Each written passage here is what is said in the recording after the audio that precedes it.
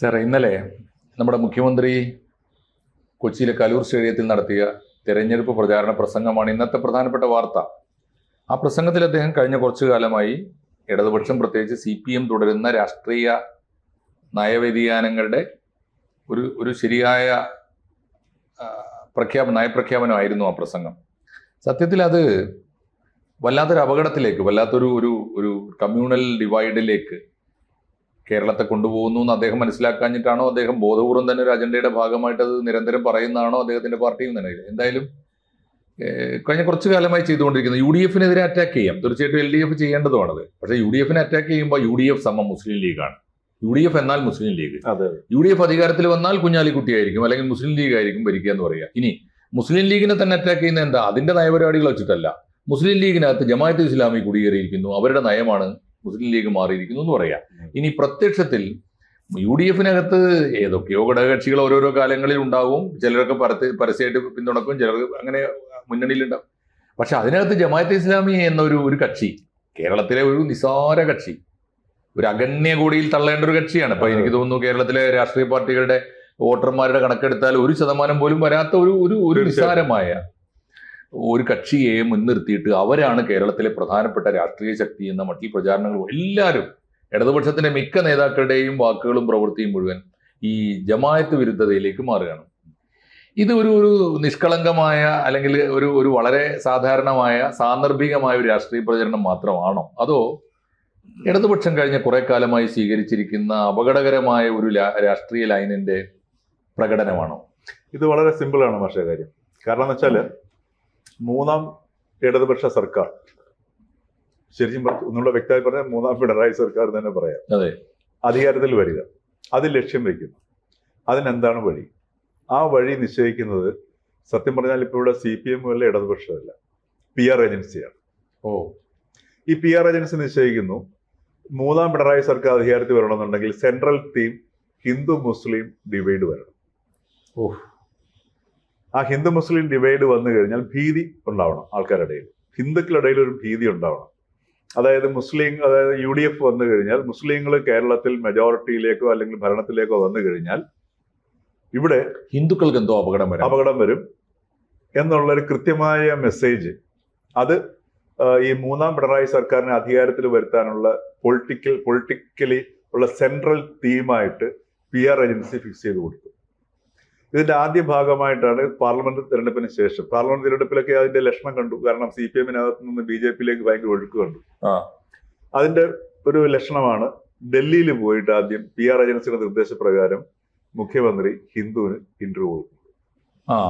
ആ ഇന്റർവ്യൂവില് പ്രധാനമായിട്ട് പറയുന്ന സംഗതി മലപ്പുറത്ത് നടക്കുന്ന അനാശാസ്യമായ പ്രവർത്തനങ്ങൾ, സ്വർണ്ണക്കൊള്ളയൊക്കെയാണ്. അതായത് ഇത് ഈ നറേറ്റീവിലേക്ക് കൊണ്ടുവരുന്നത് ഈ 2026 നിയമസഭാ തെരഞ്ഞെടുപ്പ് വരുമ്പോൾ BJP-യുടെയും CPM-ന്റെയും നറേറ്റീവ് തമ്മിൽ ചേർച്ച ഉണ്ടാവണം, ഒന്നായിരിക്കണം. ഇതാണ് അതിന്റെ ഒരു സിംഗിൾ തീം എന്ന് പറഞ്ഞാൽ. ഇതിന്റെ ഡിസൈൻ അതാണ്. ഇതിന്റെ ഒരു പർട്ടിക്കുലർ ഡിസൈൻ ഉണ്ടാവുമല്ലോ. ആ ഡിസൈൻ എന്ന് പറഞ്ഞ ഇതാണ്. BJP-യുടെ ഉന്നയിക്കുന്ന അതേ ആരോപണം BJP-യുടെ അത്ര തന്നെ പ്രത്യക്ഷമല്ലാതെ, എന്നാൽ ഭാഗികമായി പ്രത്യക്ഷമായിട്ടും ഭാഗികമായി പരോക്ഷമായിട്ടും അവതരിപ്പിക്കുക. അപ്പോ ഡൽഹിയിൽ വെച്ചിട്ട് ഇദ്ദേഹം ഈ മലപ്പുറത്തെ ഈ സംഗതികളെല്ലാം പറഞ്ഞു. അപ്പൊ അത് BJP പറഞ്ഞ അതേ ആരോപണമാണ് അദ്ദേഹം പറയുന്നത്, ഇല്ലേ?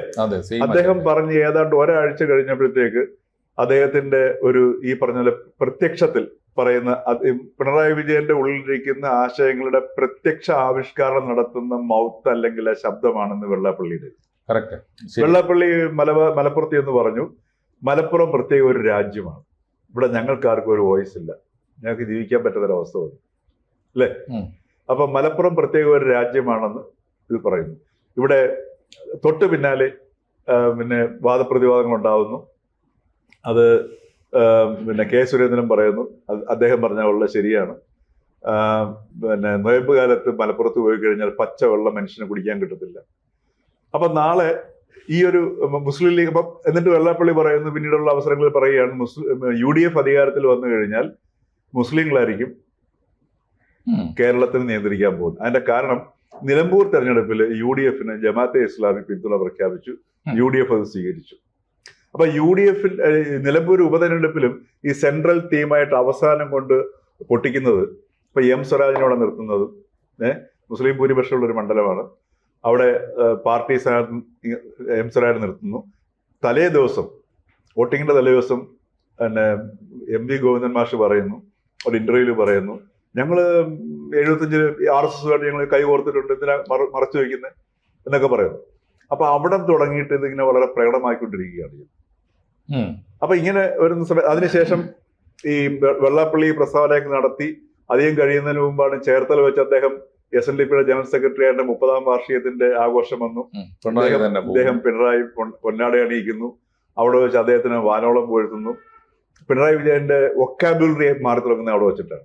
അതായത് പിണറായി വിജയൻ പറയുന്നുണ്ട്, വെള്ളാപ്പള്ളിയുടെ നാവിൽ ഒരു സരസ്വതി വിലാപം ഉണ്ടാവും. ഒരു പക്ഷെങ്കിൽ അങ്ങനെ ഒരു പ്രയോഗം നടത്തുന്നത് ഞാൻ ഈ പിണറായി വിജയൻ ആദ്യമായിട്ട് ഒരു പക്ഷെ കേൾക്കുന്നത്. അത് പ്ലാൻ ചെയ്തു അദ്ദേഹത്തിന്റെ വായിൽ നിന്ന് ഒരിക്കലും വരാൻ സാധ്യത അല്ലല്ല. അപ്പൊ ഇങ്ങനെയുള്ള ഒരു നറേറ്റീവിലൂടെ പൊയ്ക്കൊണ്ടിരിക്കുകയാണ്. ഇത് വെള്ളാപ്പള്ളി ഇടയ്ക്കിടയ്ക്ക് ഇങ്ങനെ ഓർപ്പിച്ചുകൊണ്ടിരിക്കും. അതിനുശേഷം അയ്യപ്പ സംഗമത്തിനകത്ത് വെള്ളാപ്പള്ളിയും ഇദ്ദേഹം കൂടെ ഒരു കാറിൽ വന്ന് ഇറങ്ങുന്നു.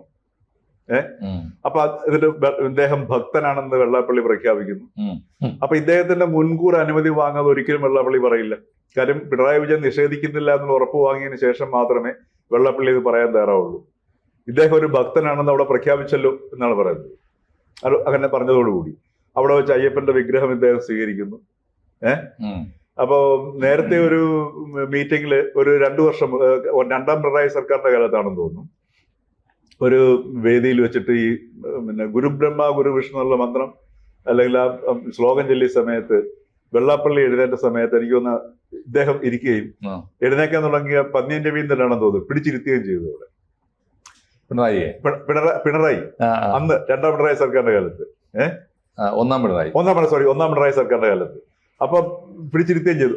അദ്ദേഹമാണ് ഇപ്പൊ ഭക്തനാണെന്നും അയ്യപ്പ വിഗ്രഹം അവിടെ വെച്ച് സ്വീകരിക്കുകയും യഥാർത്ഥ ഭക്തന്റെ ലക്ഷണം ഭഗവത്ഗീതയെ ഉദ്ധരിച്ചുകൊണ്ട് പമ്പയിൽ പോയി പ്രഖ്യാപിക്കുകയൊക്കെ ചെയ്തു. ഇത്രയും ചെയ്ത് കഴിഞ്ഞിട്ട് ഇപ്പോ അദ്ദേഹം വീണ്ടും പറയുകയാണ്, ഇപ്പൊ മാഷ് പറഞ്ഞതുപോലെ ഇപ്പൊ വിശേഷിച്ചും പറഞ്ഞാൽ ഈ തെക്കൻ കേരളത്തില് ഈ ജമാഅത്തെ ഇസ്ലാമി എന്ന് പറഞ്ഞ ഒരു ഐഡിയ ഇല്ല. അത് എന്താണെന്ന് പോലും അറിയില്ല.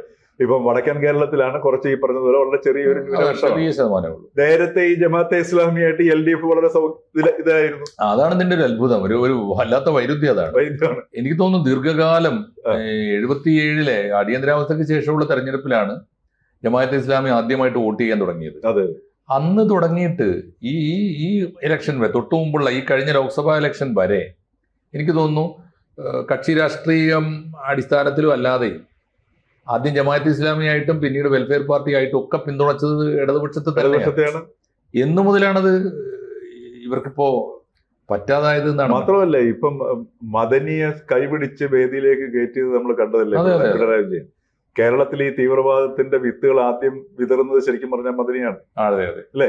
ആ മദനിയുടെ ആ ഒരു പ്രതിച്ഛായ പൂർണ്ണമായി മാറുന്നതിന് മുൻപാണ് ശ്രീ പിണറായി വിഎസിനെ അനാദരിച്ചുകൊണ്ട് എനിക്ക് ഓർമ്മയുണ്ട് എടപ്പാളിലെ വേദിയിൽ മദനിയെ വാഴ്ത്തുകയും വിഎസിനെ അവഗണിക്കുകയും ചെയ്ത സംഗതിയുണ്ട്. അതാണ് പിണറായി. അപ്പൊ ഇപ്പൊ സംഭവിക്കുന്നത് എന്താണെന്ന് വെച്ച് കഴിഞ്ഞാൽ ഇപ്പൊ വീണ്ടും ഈ PR ഏജൻസി കൊടുത്തിരിക്കുന്ന ഈ ഒരു തീം, ഈ ഡിസൈൻ അനുസരിച്ചുള്ള തീം അതിശക്തമാക്കി മാറ്റിക്കൊണ്ടിരിക്കുക എന്നുള്ളതാണ്.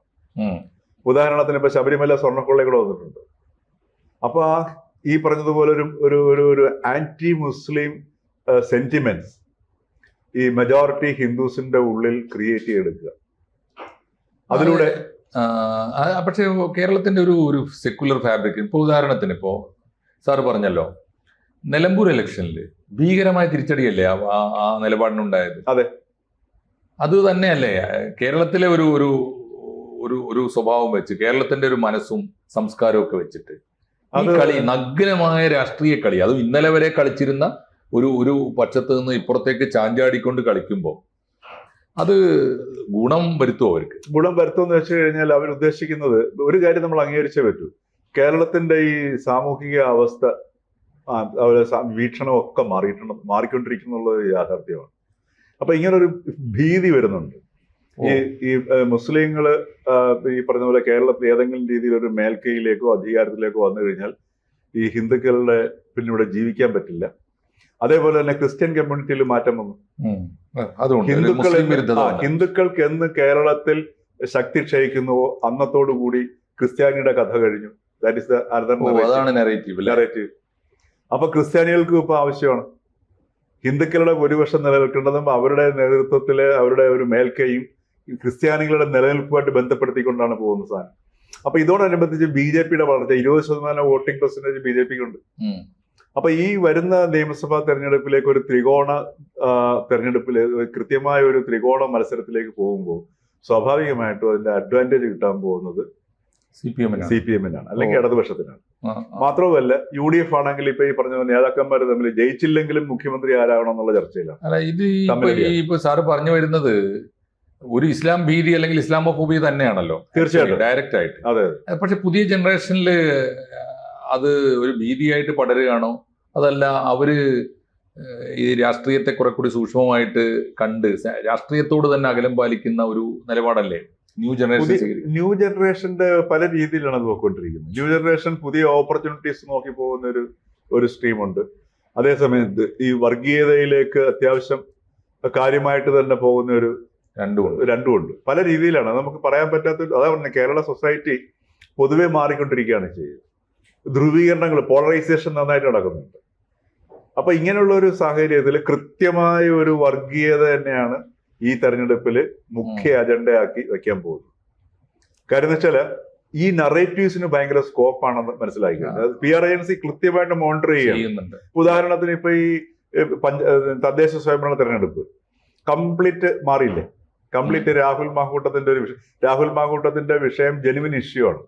അത് ആർക്കും നിഷേധിക്കാൻ പറ്റത്തില്ല.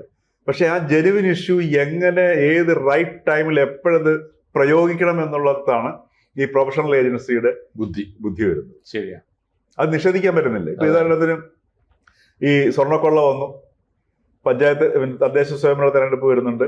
അപ്പൊ ഈ സമയത്ത് അതിനെ എങ്ങനെ മറയ്ക്കാം, അതോടൊപ്പം തന്നെ മറ്റു വിഷയങ്ങളിൽ എങ്ങനെ മറയ്ക്കാം, എങ്ങനെ എതിർപക്ഷത്തെ ദുർബലപ്പെടുത്താം, ഇതിന് ഏറ്റവും ബെസ്റ്റ് സാധനം രാഹുൽ മാങ്കൂട്ടത്തിൽ വിഷയമാണ്, അല്ലേ? അപ്പൊ ഇത് അതേ സമയത്ത് ഈ രാഹുൽ മാങ്കൂട്ടത്തിന്റെ വിഷയം നമുക്ക് അവഗണിക്കാൻ പറ്റുമോ? അതും പറ്റത്തില്ല. ഇപ്പൊ പൊതുവിൽ മാധ്യമങ്ങൾക്കാണെങ്കിലും ഇത്രയും ഒരു ഗുരുതരമായ ഒരു വിഷയം, സത്യം പറഞ്ഞാൽ ഈ BJPയും CPM-ഉം തമ്മിൽ ഒരു അന്തർധാര എന്ന രീതിയിൽ ഉണ്ടാകാവുന്ന ഒരു മുന്നണി ബന്ധത്തെക്കാൾ അല്ലെങ്കിൽ വോട്ട് കച്ചവടത്തെക്കാളും മാരകമാണ് വളരെ പ്രത്യക്ഷത്തിൽ തന്നെ ഈ ഒരു ഭീതിയുടെ അന്തരീക്ഷം ഉണ്ടാക്കുന്നത്. അതാണ് ഏറ്റവും പ്രധാനം. അതാണ് അതിന്റെ ഒരു ആശയപരമായ ഒരു ക്യാമ്പയിനിലാണ് ഒന്നിക്കുന്നത്. തീർച്ചയായിട്ടും ആശയപരമായ ക്യാമ്പയിനിൽ അവർ ഒന്നിക്കുകയാണ് ചെയ്യുന്നത്. ഈ ക്രിസ്ത്യൻ സമൂഹത്തിനും ശരിക്കും ആ ഭീതി അവരിലേക്കും പടർത്തുന്നതിൽ വിജയിക്കുന്നുണ്ട്. കാസ പോലുള്ള മൂവ്മെന്റ് ഒക്കെ സൂചിപ്പിക്കുന്ന വിഭാഗം അച്ഛന്മാരെ അത് സ്വാധീനിച്ചിട്ടുണ്ട്. അതെ അല്ലേ? അപ്പൊ അവർ പറയുമ്പോൾ കേൾക്കുന്ന സമയത്ത് ഒരു യുക്തിയുണ്ട്. ആ യുക്തി ഈ പറഞ്ഞ പോലെ അവർ ആലോചിക്കുന്നത് ശരിയാണ്. എപ്പോഴാണോ ഒരു ഹിന്ദു മുസ്ലിം ഒരു ഭിന്നതയ്ക്ക് അതിന് പ്രാദേശികമായ ഘടകം മാത്രമല്ലല്ലോ പ്രവർത്തിക്കുന്നത്, അതിനൊരു എന്താ പറയുക ഒരു ആഗോളതലത്തിലുള്ള ഒരു ഡയമെൻഷൻ ഉണ്ട്. അപ്പൊ ആ രീതിയിൽ അതിനെയും ഈ പറഞ്ഞതുപോലെ ഇപ്പൊ ഇവിടുത്തെ ഹിന്ദു മെജോറിറ്റി എപ്പോഴാണോ കഴിയുന്നത് അതോടുകൂടി ക്രിസ്ത്യാനികൾക്ക് നിലനിൽപ്പില്ല വരുന്നു. കേൾക്കുമ്പോൾ വളരെ യുക്തിയാണ്. അപ്പൊ ഇങ്ങനെയുള്ള ഒരു ഭീതി സൃഷ്ടിക്കുകയും ആ ഒരു ഡിവൈഡ് ഉണ്ടാക്കുകയും, കാരണം പേടിയെ പോലെ അതിമനോഹരമായ ഒരു ആയുധം വേറെ ഇല്ലല്ലോ. ഇല്ല, തീർച്ചയായിട്ടും ഇല്ലേ? ഭയം തന്നെയാണ്. ഭയം ഇങ്ങനെ സൃഷ്ടിച്ചുകൊണ്ടിരിക്കുക എന്നുള്ളതാണ്. അപ്പൊ അത് ചില ഉദാഹരണങ്ങൾ എടുത്ത് കാണിക്കുകയും ചെയ്യും.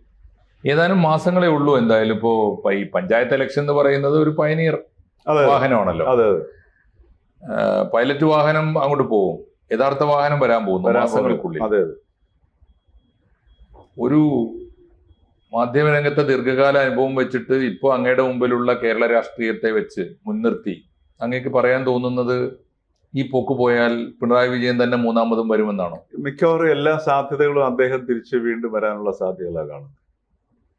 കാര്യം അവർ വളരെ വേറെ ഒരൊറ്റ രാഷ്ട്രീയ ഇപ്പം BJP പോലും ഇത്രയും ഫോക്കസ്ഡ് ആയിട്ട് ഇതിനെ കാണുന്നില്ല. അതേസമയത്ത് പിണറായി വിജയന്റെ പ്ലസ് പോയിന്റ്സ് ഉണ്ട്, അത് നമ്മൾ കാണാതിരിക്കരുത്.